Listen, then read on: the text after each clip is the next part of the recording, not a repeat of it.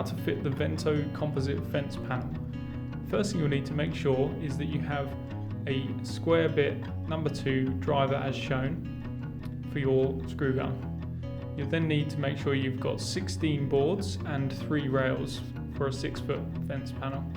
The rails have the nibs as shown in this picture, which help secure the panels and stop them rattling. So the first step is to fit your bottom rail. If you're using a gravel board, you'll place it just directly on top, and then this is fixed in. So once your posts are secured, this is the next step.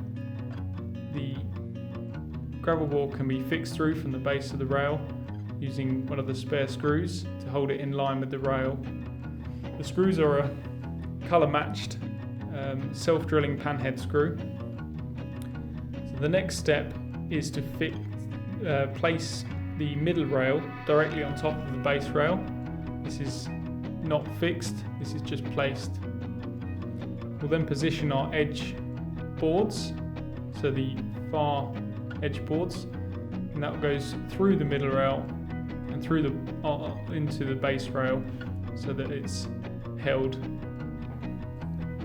Once we've got our edge boards in, we'll then place the top rail onto the edge boards as shown.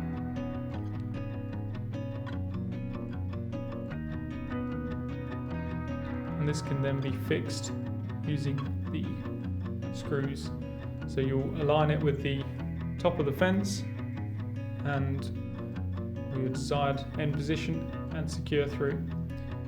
Placing it on top of the boards means it's held in place for you to easily fit with one person.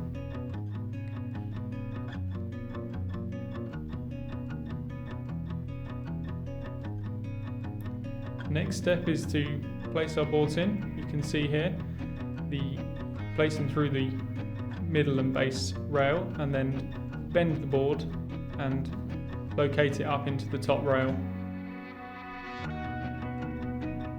So you can see this is a very quick process, easy to do, and you put all 16 boards in before then sliding up the middle rail to your finished position, and this is then secured using the panhead self-drilling screws.